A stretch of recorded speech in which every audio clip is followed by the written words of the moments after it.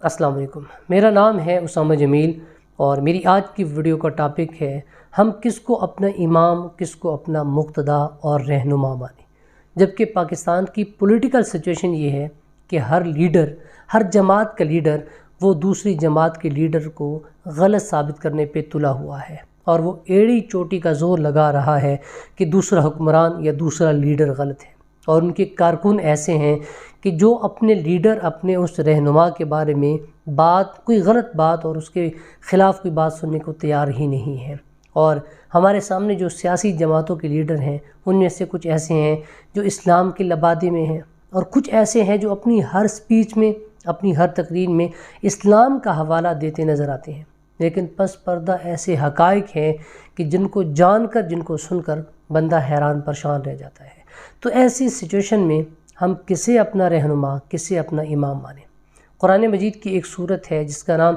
کہف ہے، اور یہ انتہائی اہم ہے دجال کے فتنہ سے بچنے کے لیے، اور روایات میں اس کے بارے میں بہت سی جگہوں پر ایسا آیا ہے کہ یہ دجال کے فتنہ سے بچانے میں بہت اہم ہے۔ اس میں 4 طرح کی روایت ملتی ہیں۔ ایک روایت ہے جس کو امام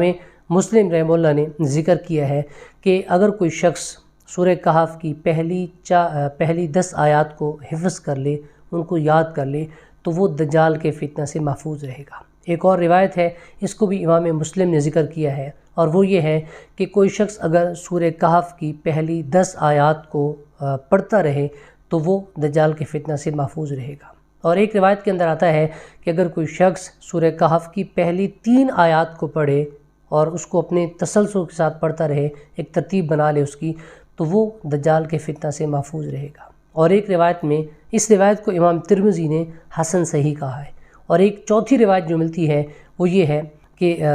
پوری سورہ کہف کے بارے میں ہے کہ اگر کوئی شخص سورہ کہف کو پڑھتا ہے تو وہ دجال کے فتنہ سے محفوظ رہے گا۔ اور اس میں جو ذکر آیا ہے وہ یہ ہے کہ کوئی شخص جمعہ کے دن یا جمعہ کی رات میں اگر سورہ کہف کی تلاوت کرتا ہے، پوری سورہ کہف پڑھتا ہے، یا سورہ کہف کی ابتدائی 10 آیات یا 3 آیات پڑھتا ہے، تو وہ دجال کے فتنہ سے محفوظ رہے گا۔ اور جو روایات مختلف ہیں تو ان کا ایک نچوڑ یہ نکلتا ہے کہ اگر کوئی شخص سورہ کہف کو اپنی روٹین بنا لیتا ہے اور جمعہ کے دن یا جمعہ کی رات میں اس کو پڑھتا ہے تو وہ دجال کے فتنہ سے محفوظ رہے گا۔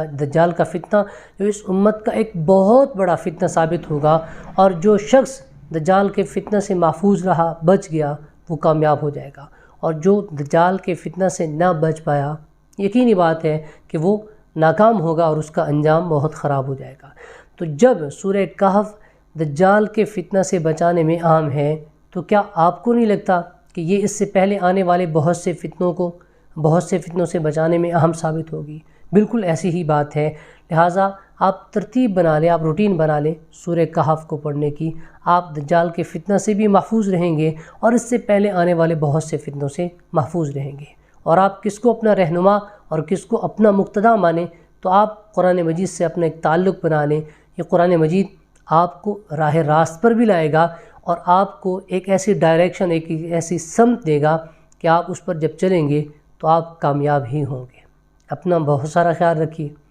اللہ حافظ۔